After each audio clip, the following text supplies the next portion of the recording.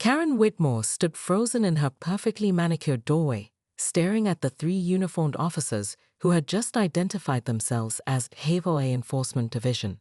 Her clipboard, containing 17 carefully documented violations she planned to cite today, clattered to the ground as handcuffs clicked around her wrists. The irony wasn't lost on her. After 3 years of terrorizing Willowbrook Estates residents, she was being arrested by fake HOA officers who thought she was the troublemaker. "Ma'am, you're under arrest for malicious harassment, property damage, and conspiracy to defraud," announced the tallest officer, whose badge looked suspiciously like it came from a costume shop. Karen's mind raced. This had to be connected to yesterday's incident with the Martinez family's garden gnomes, which she'd relocated to the dumpster for being aesthetically offensive. 20 minutes earlier, Karen had been conducting her morning patrol, armed with her measuring tape and violation notice pad. She'd already flagged Mrs. Henderson's mailbox for being 3 inches too far left when she spotted movement at 47 Maple Drive, the house that had been her nemesis for months.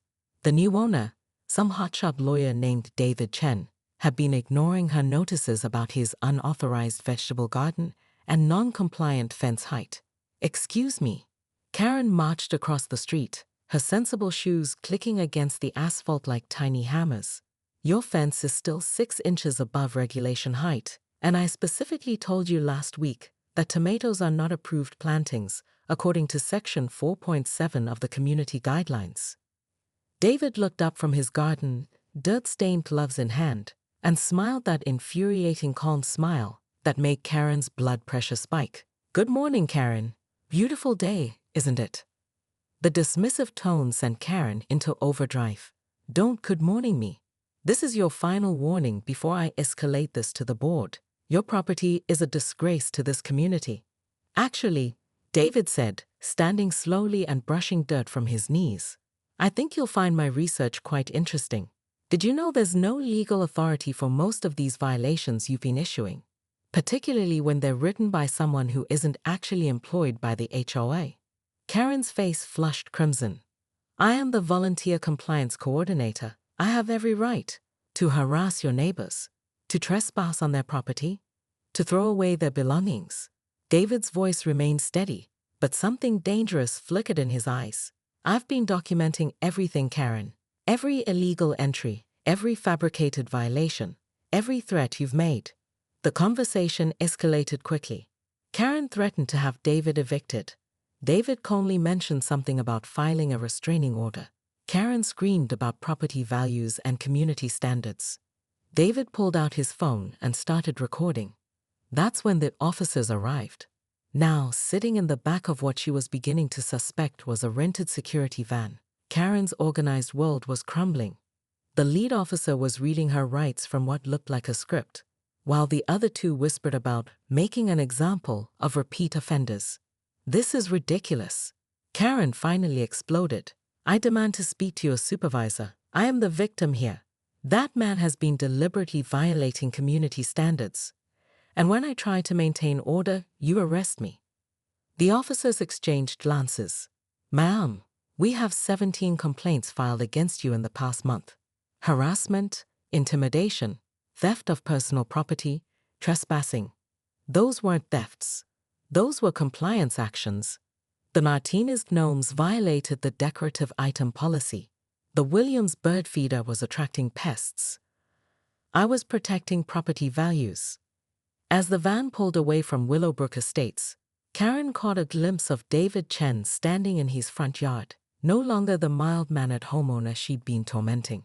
He was on his phone, speaking intently to someone, and for the first time in 3 years, Karen Whitmore wondered if she'd finally picked on the wrong person. The processing center turned out to be a rented office space above a dry cleaner, complete with folding tables and a banner that read HOA Justice Task Force. Karen's confusion deepened as she noticed the setup looked more like a community theater production than a legitimate law enforcement facility. "This is absurd," she protested as they led her to a metal folding chair. "I demand to see your credentials. I want to call my lawyer." "All in good time, Mrs. Whitmore," said the lead officer, removing his hat to reveal a receding hairline and laugh lines that suggested he wasn't quite the hardened law enforcement professional he'd been portraying. First, we need to discuss your extensive record. They spread out a thick folder containing printouts, photographs, and what appeared to be sworn statements. Karen's eyes widened as she recognized her own handwriting on violation notices, photos of her measuring neighbors' lawns with a ruler, and testimonials from residents describing her behavior. Mrs. Henderson states that you entered her backyard without permission to measure her shed. The officer read, "The Martinez family has documentation of you removing their property from their own front yard. Mr. and Mrs. Williams have security camera footage of you tampering with their mailbox." Karen's indignation wavered as the evidence mounted. These weren't the minor compliance issues she'd convinced herself they were. Laid out like this, her actions looked genuinely criminal.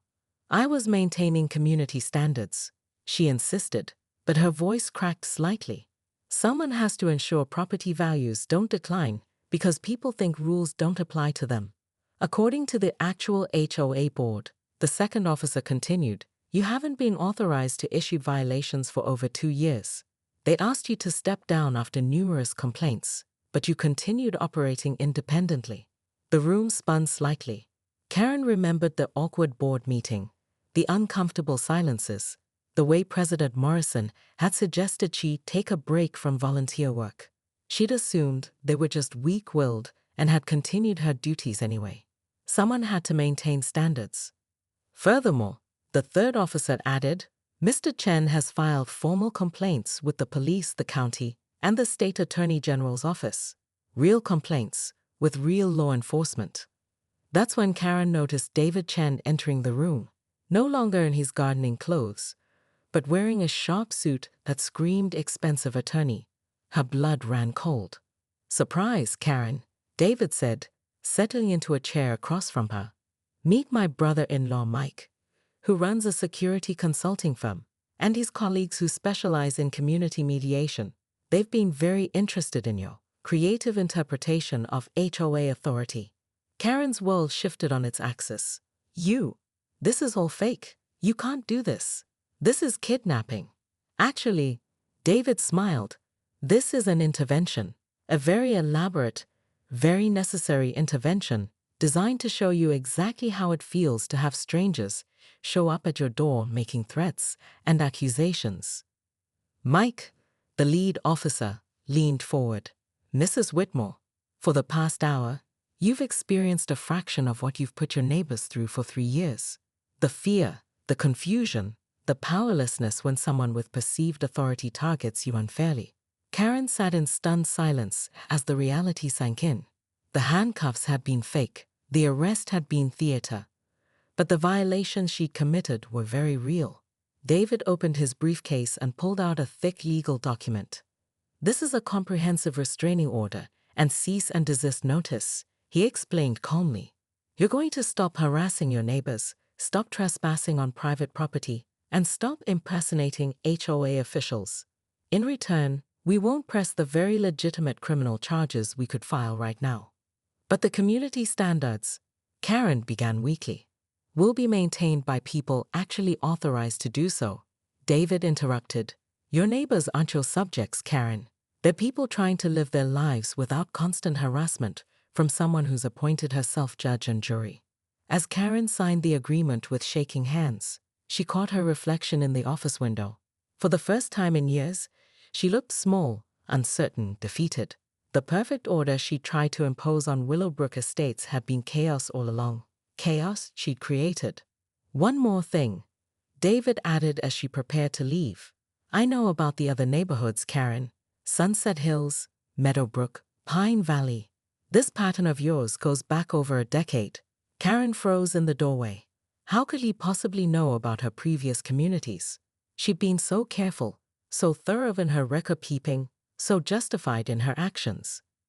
David's smile was anything but reassuring. "We'll be in touch."